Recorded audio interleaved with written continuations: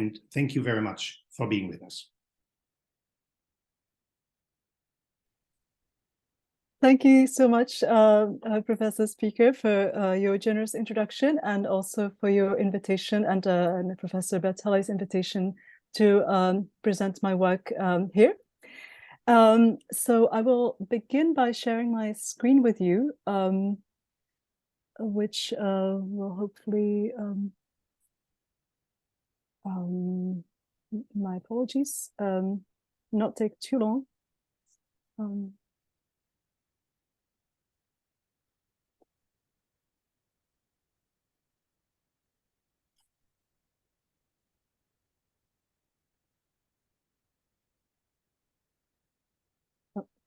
Here it is. Yeah, it's perfectly visible. Can you see?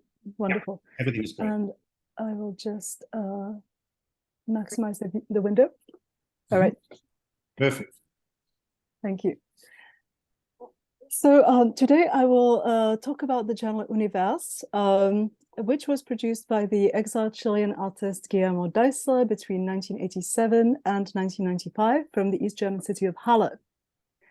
The periodical was published in samizdat or self-publishing and understood itself as, quote, an international forum for new tendencies in visual and experimental poetry, end of quote. It included works by artists from, among others, the former Eastern Bloc, Latin America, and East Asia that was circulated through postal art networks. And as denoted by the periodical subtitle, the Peace Dream Project, the journal was loosely aligned with global peace movements that had crystallized during the Cold War.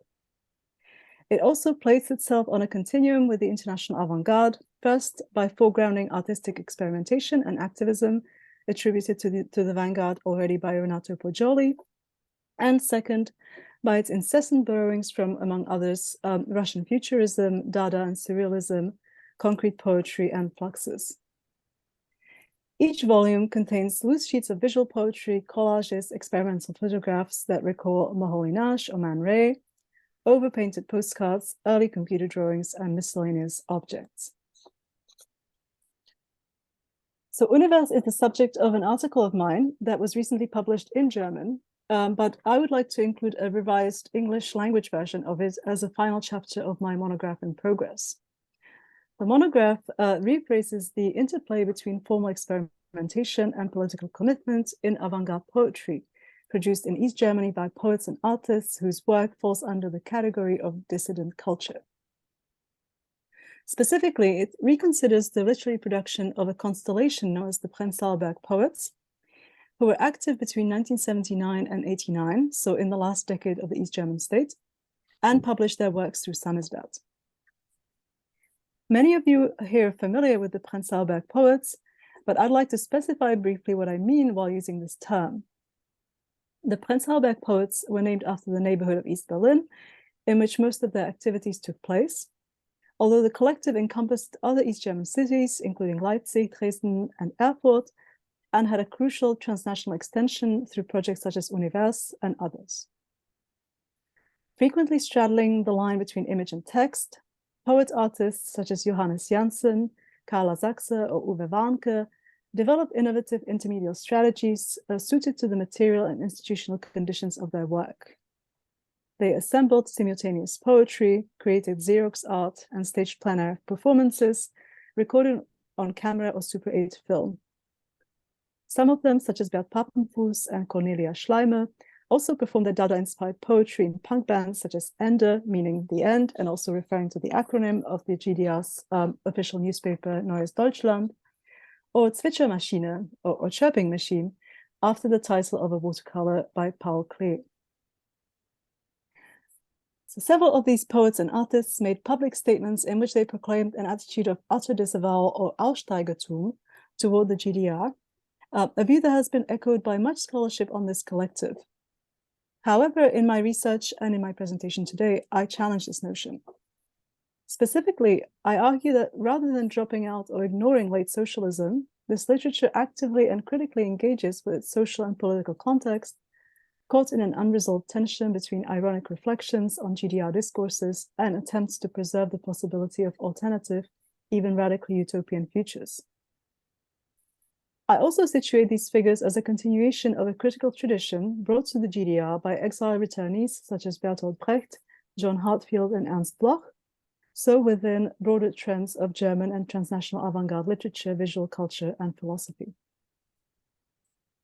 In so doing, I'm building on recent scholarship on this topic, including on Seth House's Moving Images on the Margins, experimental film in late socialist East Germany from 2019, Sarah Blylock's Parallel Public, experimental art in late East Germany from 2022, and Sarah James's paper Revolutions, an invisible avant-garde, also from 2022. These three titles analyze a largely neglected archive of Super 8 film, visual art, photography, sculpture, and drawings in relation to their proper context of emergence. While emphasizing the interdisciplinary nature of these productions, however, they're grounded in the disciplinary and methodological frameworks of art history, visual studies, and cinema studies, privileging visual art productions as their main object of study. My contribution emphasizes the importance of text-based productions, mainly but not exclusively poetry, as a crucial and yet largely understudied element of the innovative intermedial strategies deployed by late GDR alternative and dissident cultures.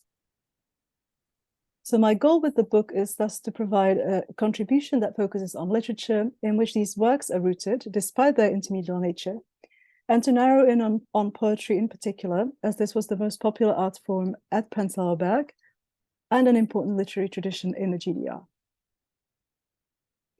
Today, keeping this focus on language use, I will show how these poets combine repetition of official discourse with formally innovative representational strategies, and how projects such as Univers gave a profound transnational dimensions to these GDR-bound experiments.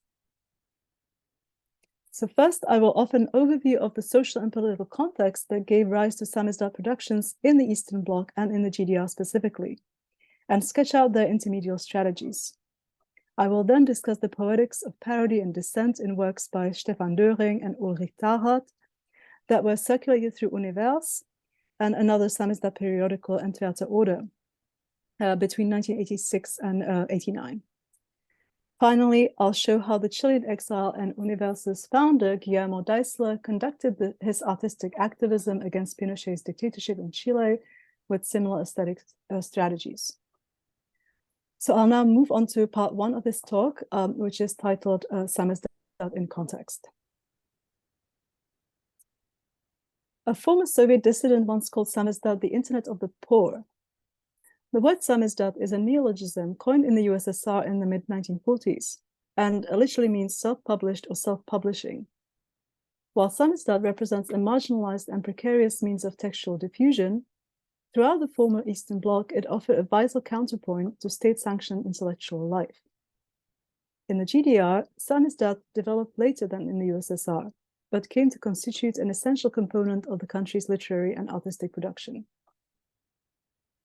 In order to understand the political status of samizdat in the GDR, it is essential to start from the fact that it occupied a gray zone of sorts. The poets under discussion here, for instance, circulated their work partially through so-called unofficial journals, or inoffizielle Zeitschriften. These journals were generally tolerated, allegedly due to a law from 1971, which postulated that graphic artworks over 100 copies had to be officially approved. The bill unwittingly absolved small-scale multimedia publications from the censor and partially marks the beginnings of GDR samizdat in the mid-1970s. And I'd be happy to say more about these late beginnings in the Q&A. The loophole was used by the whole range of East German writers, from the extremely marginalized to well-known authors such as Volker Braun, Heine Müller, and Christa and Gerhard Wolf. Accordingly, there were numerous types of samizdat in the GDR. There are, for instance, political samizdat, such as the environmental periodical Umweltblätter, or Environmental Pages, that was published by the East German Protestant Church. There were women's and LGBTIQ samizdat, such as the journals Frauenblätter, or Women's Pages, Lila Band, or Purple Volume, and Frau Anders, meaning woman differently. And perhaps in order to err on the side of caution, because of the legal loophole given to multimedia projects, even journals dedicated to more explicitly political and social issues tended to include a drawing or two.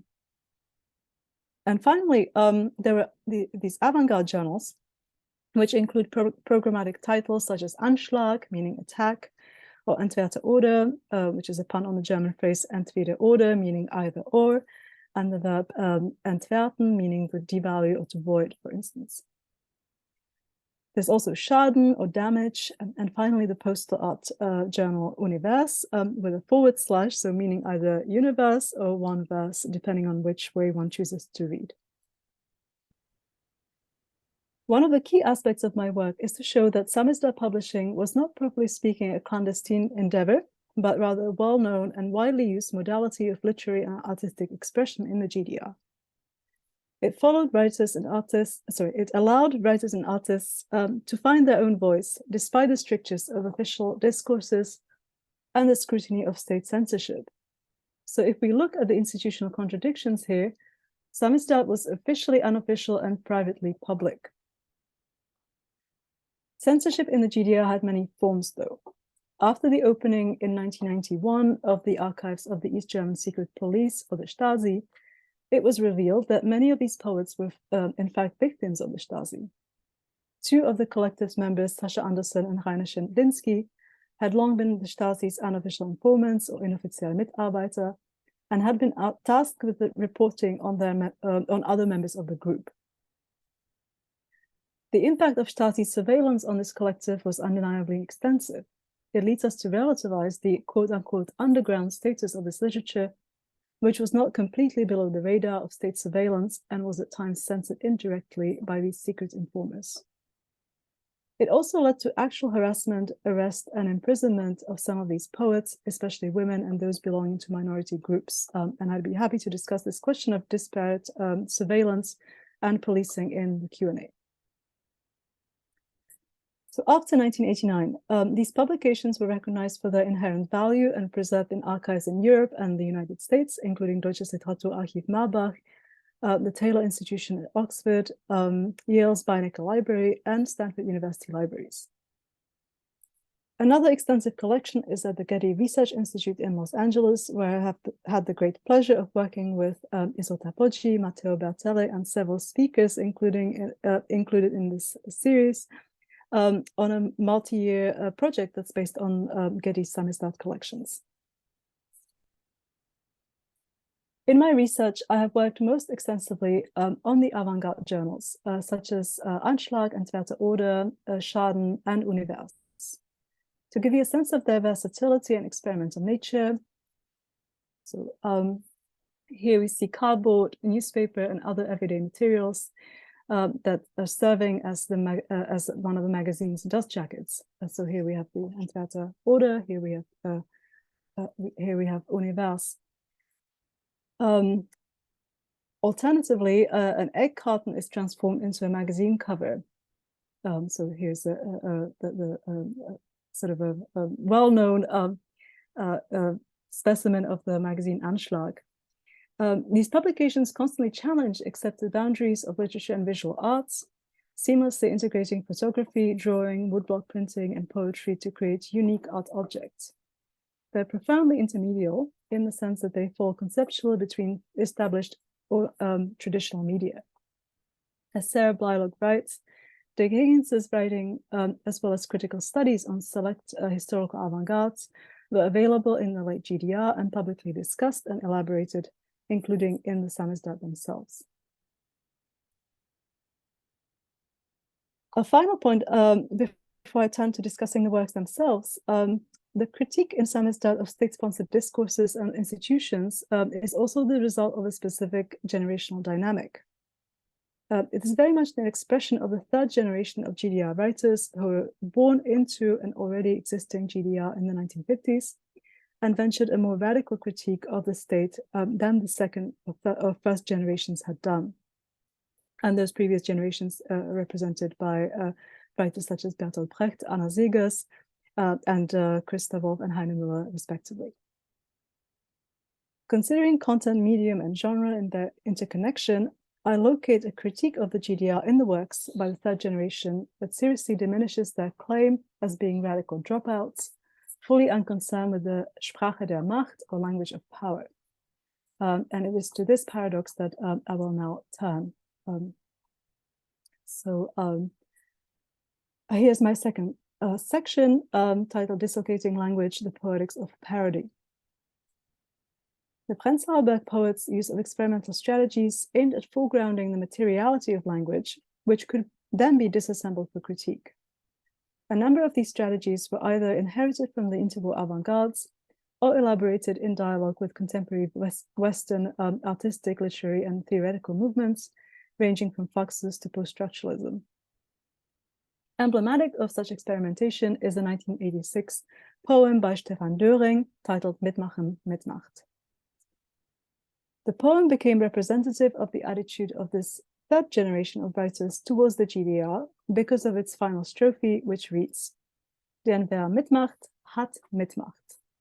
Sei auch inwendig ein Außenseiter, hält doch hoch, was ihm die Luft nimmt, was ihn mächtig schwach macht.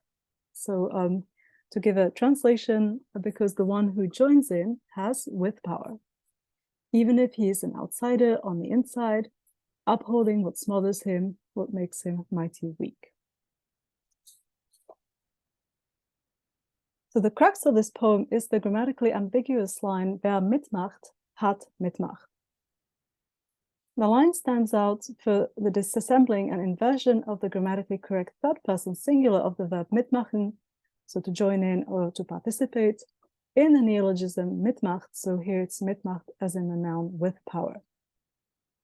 And a critic who has commented on this poem sees this line as articulating a break with the East German tradition of the dissident writer whose critical dialogue with the state created a relationship of mutual dependence.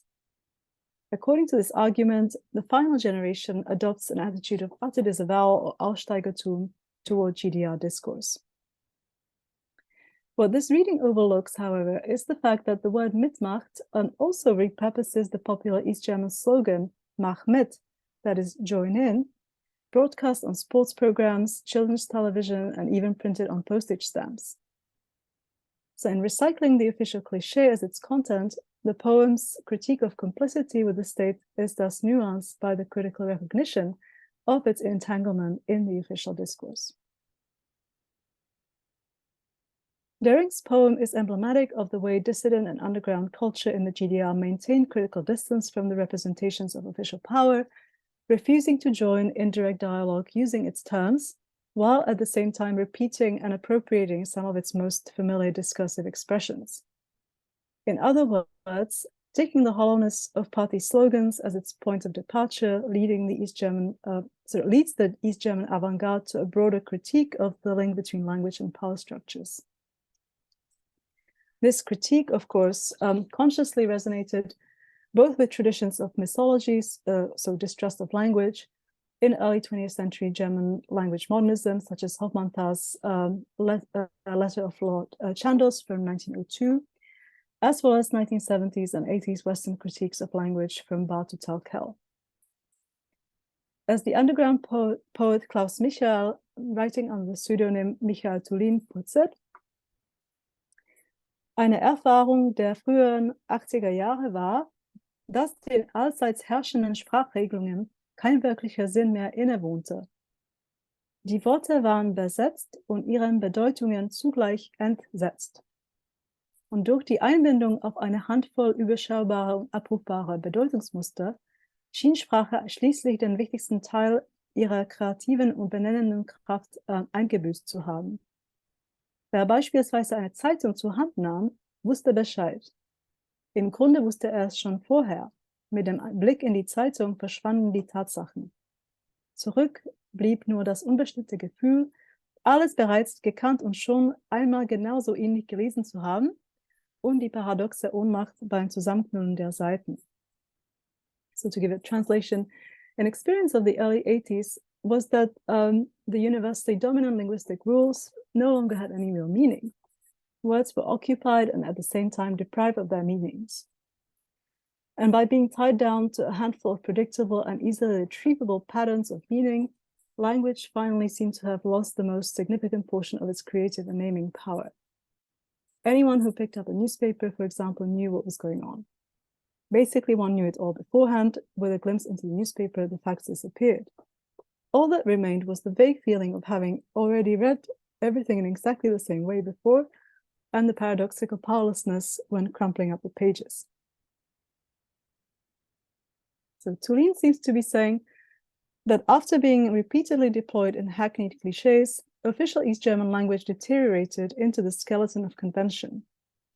Occupied or besetzte language is gradually emptied of its content, becoming entsetzt or deprived of its meaning, literally deoccupied. A word that also calls to mind the adjective entsetzlich, meaning awful or appalling. What's more, the structure of repetition has additionally inhibited the creative potential of this language.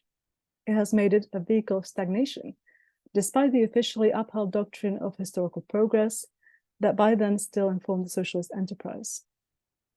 Confronting this linguistic exhaustion with a profound skepticism about the usefulness of engaging in reform-minded dialogue on the state's terms, many Prenzlauer poets appropriated this discourse in order to criticize and deconstruct it through avant-garde strategies, ranging from collage to ready-made. In so doing, they often subjected the endlessly reproduced official cliches to further parodic reproduction, simultaneously denouncing and exacerbating their semantic deterioration. Their critical gesture often consisted of a repetition of repetition, in other words. So Samizdat journals thus often display a variety of ready-mades, such as templates, forms, and official letters of recognizably East German provenance. So here's an example of that, a ready-made that was included in Entwerter Order in 1987. Here another one. So this piece from 1989 apparently stipulates the country's increasingly rationalized energy policy from 1986 to 1990. So in retrospect, beyond the existence of a ministry that had produced the document.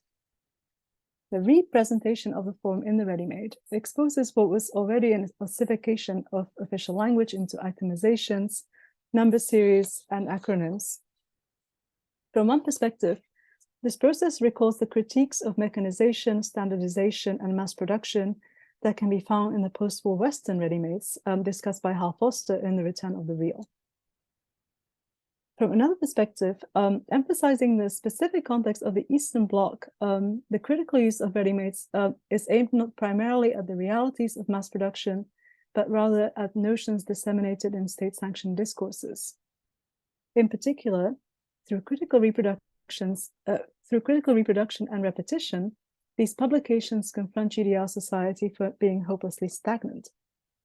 In so doing, they openly undermine a central tenet of GDR ideology, which posits the historical necessity of state institutions dynamically oriented towards and actively preparing the advent of a communist society as the endpoint of historical teleology. In other words, the cyclical process of repetition induced by these ready-mades can be read as a highly self-aware critique of the linearity of Marxist-Leninist historical teleology, locating them specifically within an alternative historiography of so-called Second World avant-gardes, distinct from Western-centric narratives.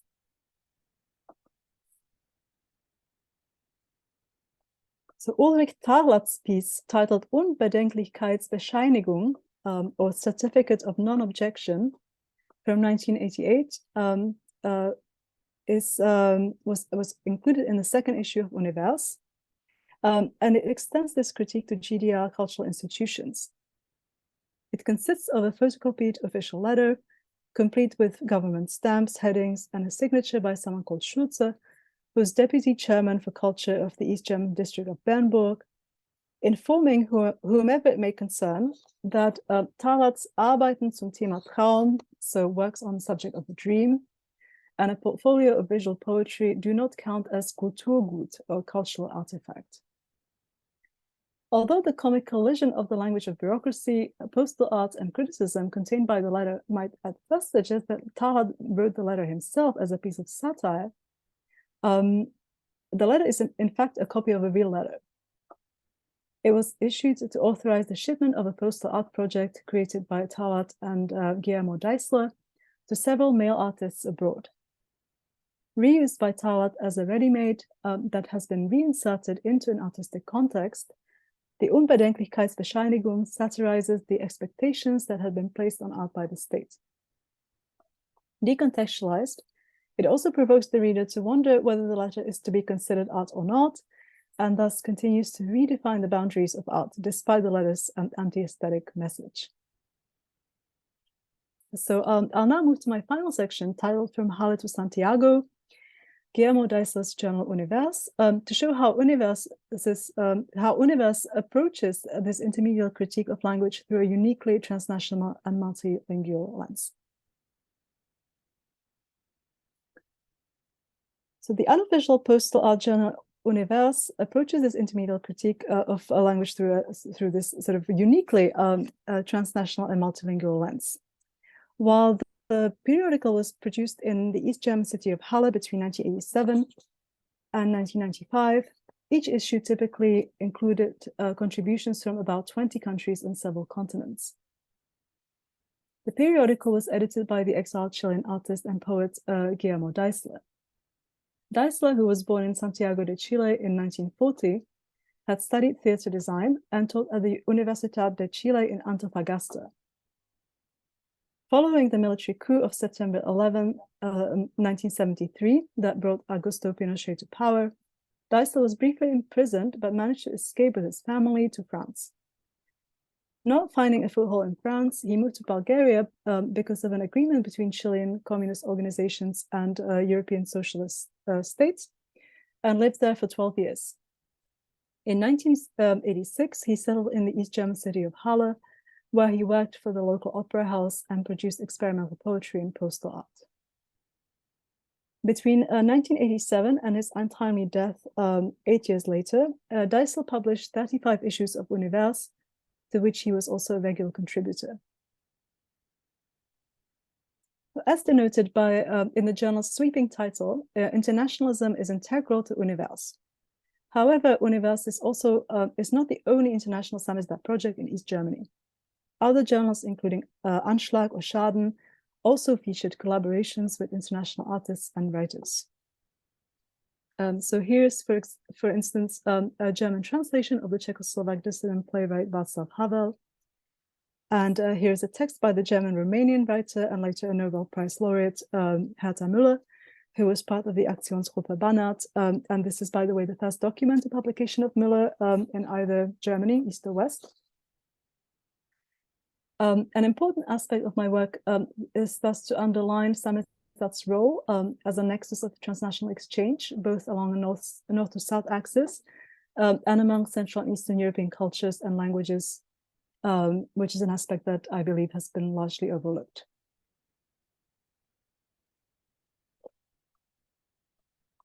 So compared to these other journals, though, Univers has an exceptionally decentralized modus operandi, including a multinational editorial board from Chile, France, and East Germany, and particularly transversal collaborations. While English as the language of international postal art is used for the imprint, contents pages, and editorials, the journal is nonetheless largely multilingual and includes contributions in, among others, Czech, German, Italian, Japanese, Polish, Portuguese, Russian, Serbo-Croat, and Spanish. Most contributors hail from countries of the Eastern Bloc and Latin America, East Asia, and the United States. Much of the postal arts community around Univers coalesced around issues such as the international anti-nuclear protest movement, galvanized by the then recent Chernobyl disaster, and the international communication between the global North and the global South. Compared to other postal art projects, Univers combines these foci with Eastern European dissident, pro-democracy, and environmental movements. As the following brief overview of some of the actors from the international mail art scene hopes to make clear, these geopolitical configurations were already present in Univers from its very inception. So included in the first few issues from 1988 are, for instance, the Hungarian mail artist György Galantai, who was the founder of the Altpool Archive, which is now one of the key centers for documentation and research on mail art in Central and Eastern Europe. Here is a sort of a concrete poem on the topic of censorship by Thomas Schulz, who's a Polish male artist and whose oppositional activities led to his being arrested several times, after which he emigrated to West Germany. There's also the experimental typography of Sergei Segai from Yeysk in the USSR, who was a visual and acoustic neo-futurist poet and co-editor of the Soviet underground journal Transponence. And here we have a collage by Gregorio Berchenko, who's another Chilean exile and Universe's co-editor based in France. Here, a piece created by the Japanese male artist Ryosuke Kohn, and in collaboration with Deisler. And here we have an essay that's sort of accompanied by what looks like early computer drawings by the US-based artist and psychoanalyst Harry Polkinghorne. So already in the first few issues, we have artworks thematizing the international anti-nuclear protest movement, including this piece by Italian male artist and activist Ruggero Maggi. We also have these striking pieces by Maggi's compatriots, Alberto Castelli and Marcello Diottalevi, who lets the word war disintegrate across the page.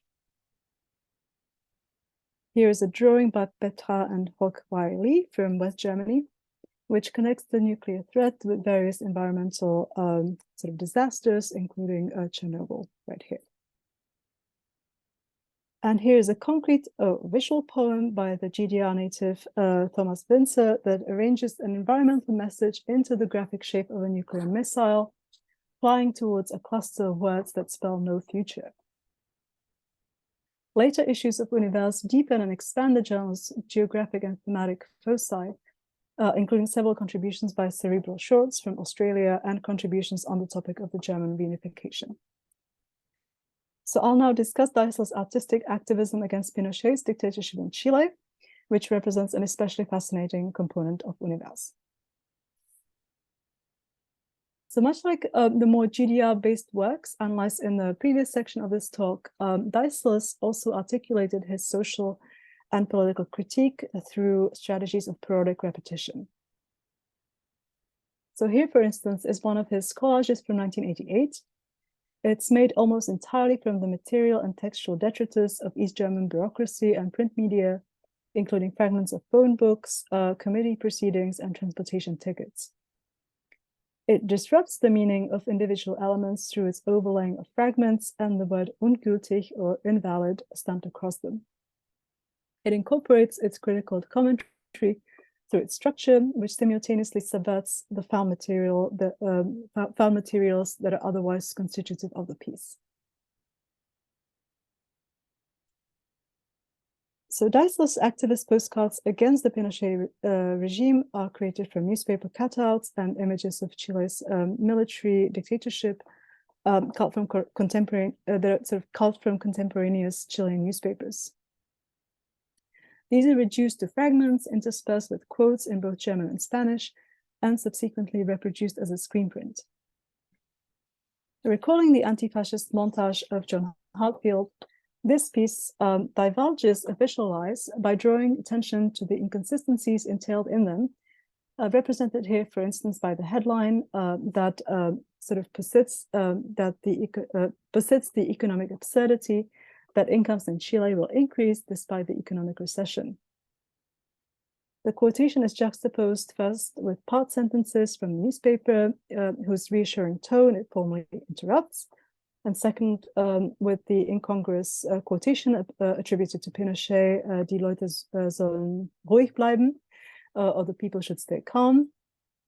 And then there's also this sort of violent photographic footage.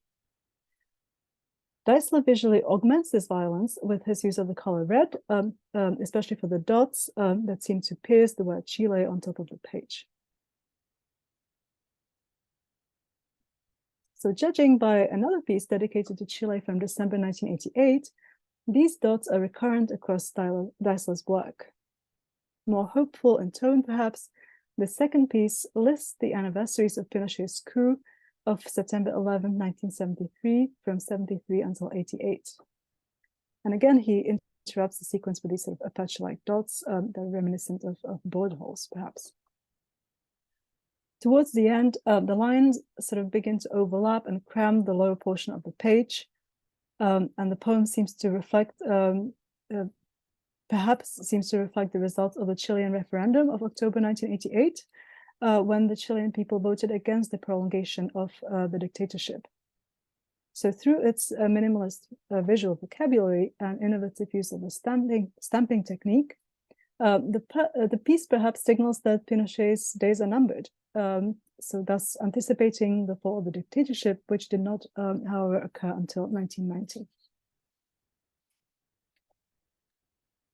Embedded in a broader practice of periodic repetition that works between media and incorporates both visual and textual strategies, Deisler's anti-Pinochet and GDR directed works are sites of anti-authoritarian critique that is both transnational and multi-directional, taking into account these two sort of very different political contexts.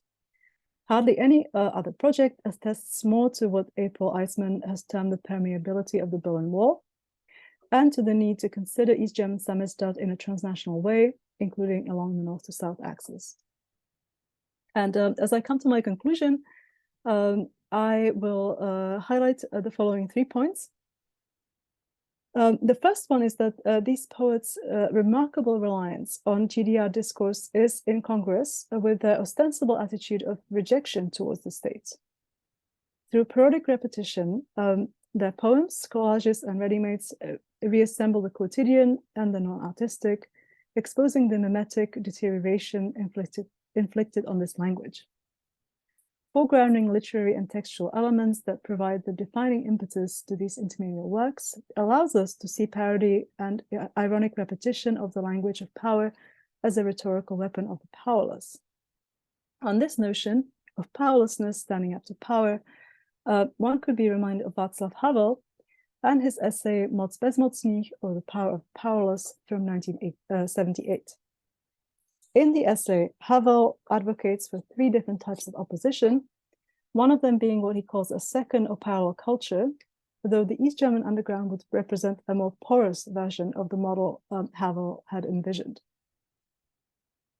A second and related point is that the potential for a more robust language continues to be entertained throughout this diverse body of work, where recourse to the historical avant-gardes represents a key component in these incipient efforts at formulating a viable form of writing, or viable forms of writing. This new language, to paraphrase Susan Buck-Morse's assessment of the peaceful revolutions in Central and Eastern Europe in 1989, was already being produced within the old socialist regimes rather than resulting from their defeat. And finally, as the transnational postal art project Univers of the exiled Chilean poet Guillermo Deisler reminds us, these conversations were not confined to the East German cultural milieu. They stretched back in history to the interval avant-garde, moreover, through practices that transgress chronological and geopolitical borders. They reconstitute the accepted fault lines of the Cold War as disenfranchised poets in the West and the East, global North and global South, interrogate the language of power within their particular circumstances.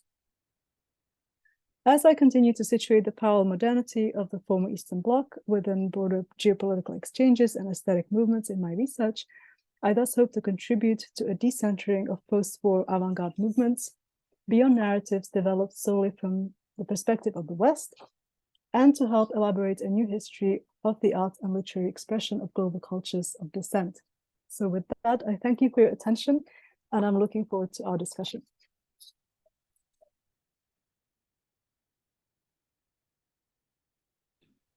Thank you so much for this eloquent talk full of ideas and provocative suggestions. I'm sure there are many comments and questions from the audience. I open the floor to whoever may have a comment or question for Anna.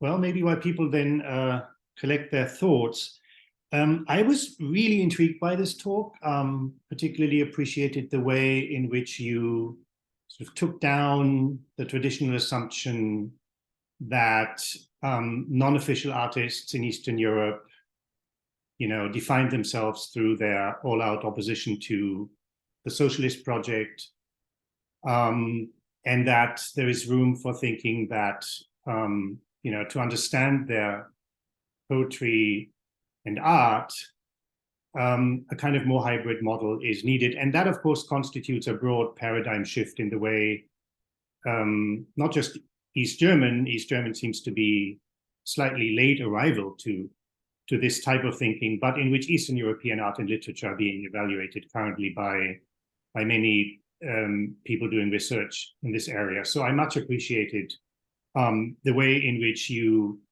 kind of added East Germany to the sort of theoretical choir that's assembling there. So I had a few questions, and it's a little bit nitpicky in some ways, but I am wondering if the word samizdat is useful in this context. And the reason I say it is because it being Russian and coming from the context of the Soviet Union, which it must be said was a very different constellation, right? That I wouldn't necessarily subsume under what I've described as a paradigm shift. In the Soviet Union, you really did have a rather hermetically sealed unofficial art scene that was largely, if not completely, of course, but that was largely insulating itself from politics and from engagement with the state, and which, of course, as we know, also had precious few outlets for showing their work and becoming, and so on. So samizdat there, I'm just worried, has very different connotations, and to import the word into research on Eastern Europe sends sort of a signal that is the opposite of what I think you were trying to say, which was, of course, precisely to argue for more, you called it poroseness, and I think that's a good term. So that's one thing. And the other thing that I was wondering was, for all the intrigue of your proposition, a lot of the engagement that you highlighted of East German poets and male artists with the state could be categorized under the rubric, how to say, parody or taking down, the state's language, engaging with it to the extent that it becomes the negative foil before which these poets sort of stage a kind of rejuvenation, maybe, of language, and for which then official discourse becomes the foil. That is not quite the same as the sort of affirmative view of a different future, what you call a different future, that actually outlines a different perspective that isn't just, as it were, negatively taken on the example of the state and derives a lot of mileage from that in the way that Dada, of course, did as well. But was there also an affirmative, as it were, a kind of, you mentioned Bloch. I mean, he would be a good example for someone who was advocating that in order to define a different future, you didn't just have to take, the problematic present and negate it. That's one way. But, was there also the sort of what you call the open future or the different future? Was that being articulated as well, or are we just stuck in this, what you call the parodic mode? So that would be my second question. Thank you so much for these wonderful, provocative thoughts. Thank you so much for this wonderful feedback, which is very well taken, and which I will try to address here in the space of this talk, but also in my future work. So to your point about samizdat, that is something that I should indeed sort of sort of contextualize, sort of historicize when using the term, especially since the situation in Russia, in the USSR, was, as you say, quite different. I'm mainly using the term to kind of, again, sort of connect what was going in East Germany, where the words that were used were more kind of independent presses or Eigenverlag, so by the poets themselves, and who sort of, some of them use these words to this day. So so this is sort of in an effort to again sort of introduce a more of a sort of a transnational lens on the topic. I'm also intrigued by your comment about the samizdat in the Soviet Union being more hermetically sealed from official discourse, because in that way I might be influenced by an article by someone called Sergei Ushakin, who wrote on the kind of strategies of mimetic approximation in Russian samizdat, and he calls them, he uses the term mimicry, and actually kind of illustrates a sort of a certain porousness between the two. So maybe not in the maybe it sort of aligns with what you say, because he actually comments on how in the 1980s, when perestroika was in full swing, Gorbachev, some sort of contemporaries sounded remarkably like the samizdat of the 1970s. So suggesting that someone like Gorbachev, the top officials in the Soviet Union, were actually reading the samizdat. And that overall the samizdat, especially political samizdat, might have not actually even been that different in certain ways from the official discourse, but it was this kind of amplification, or the dislocation of the source of this discourse from the official power. So it's the problem of the two vanguards that actually got writers in trouble. So. But I will certainly think more about how productively this term can be applied to East Germany, and also artistic samizdat, or these sort of more artistic productions as I move along with this project. And yeah, what you say about the sort of opening up different futures, I must say that there were other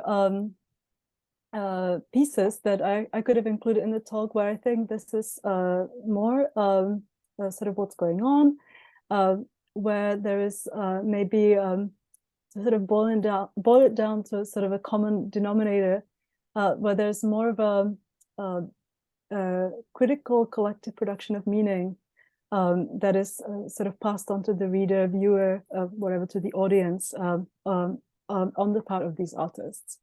And that I have a chapter in the monograph that actually looks at the evolution of terms such as hope and future, and teleology in works by Bertolt Brecht, Heine Müller, and then Prinzalberg poets, where I'm looking at poetry by, among others, Bert Papenfuss, which again is sort of in some ways recuperates this Brechtian, early Brechtian impetus of involving the audience, of in the experiment, and not being afraid of what comes out of it, which is something that Brecht, in conversation with Benjamin, Walter Benjamin, actually criticizes the official the Communist Party at the time for.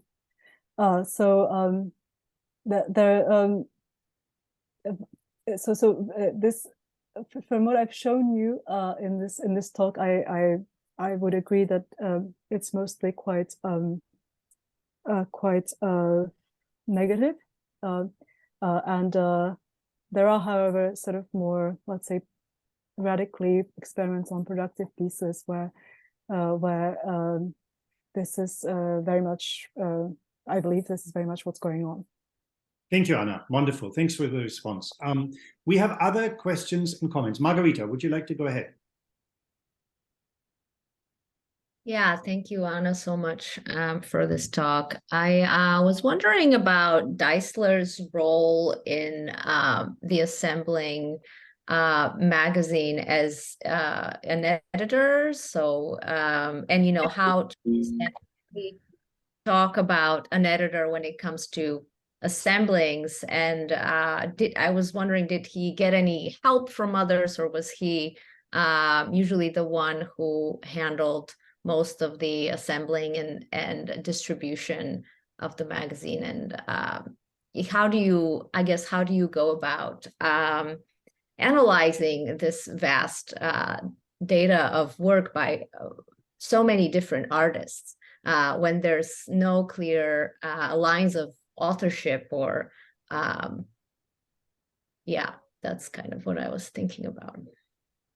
That's a great question. And it's something that is quite hard to sort of ascertain.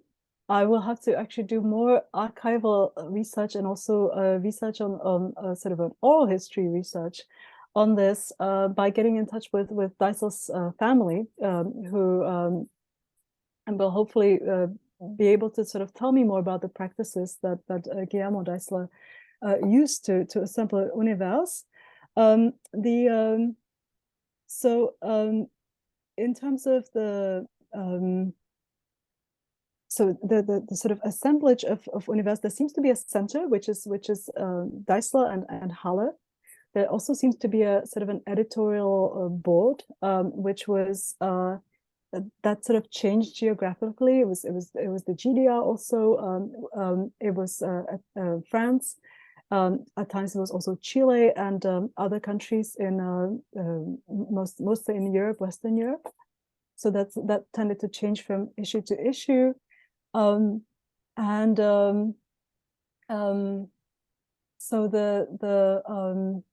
my sense is that the way that it was assembled or put together was based on the kind of classic principles of poster art that, for example, Ken Friedman describes, where basically anyone could send in a contribution as long as it was in the desired number of copies. And then that person would also then get a copy of the assembled product. So there was this kind of sort of idealistic sort of telos of mail art, of poster art, as something also that was quite democratic, and also sort of anti-art market, and how exactly Deisler sort of went about. I have a sense that the project was quite inclusive. So anyone who sent in the right number of copies was included in this. But then also there's always sort of roughly the same amount of contributions, which seems that there might have been some editorial work somewhere that also makes it maybe a little bit more of a sort of a selective project. So I hope that answers this question somewhat, but something that I definitely have to explore further. Thank you. Other questions or comments? I'd like to pose a question. Thank you, Anna, for your talk. I'm very interested in what you said about the sort of transnational communication and the relationships between artists across distances. And I wondered, well, I guess the first broader question is about sort of how methodologically to deal with that, because it's so interesting to hear the context of the Prenzlauer Berg poets.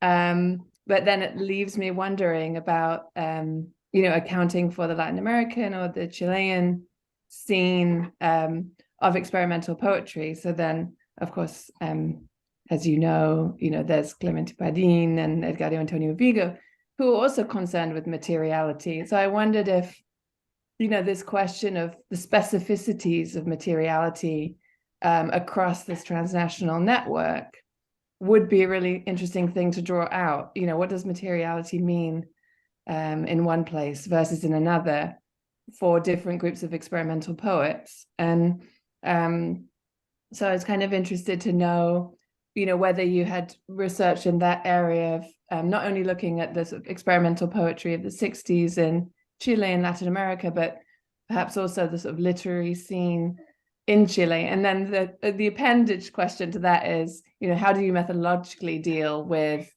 not being able to be, you know, an expert in both of those regions, which is something that, you know, I come up against a lot when I am trying to do this comparative work. And, you know, there are language issues, there are just to kind of amount of the context that you know. So I was sort of interested to hear both your sort of broader experience of doing this research and also, you know, whether it might be interesting to sort of balance the GDR background for Daisler with, you know, the sort of experimental poetry scenes in Chile and elsewhere.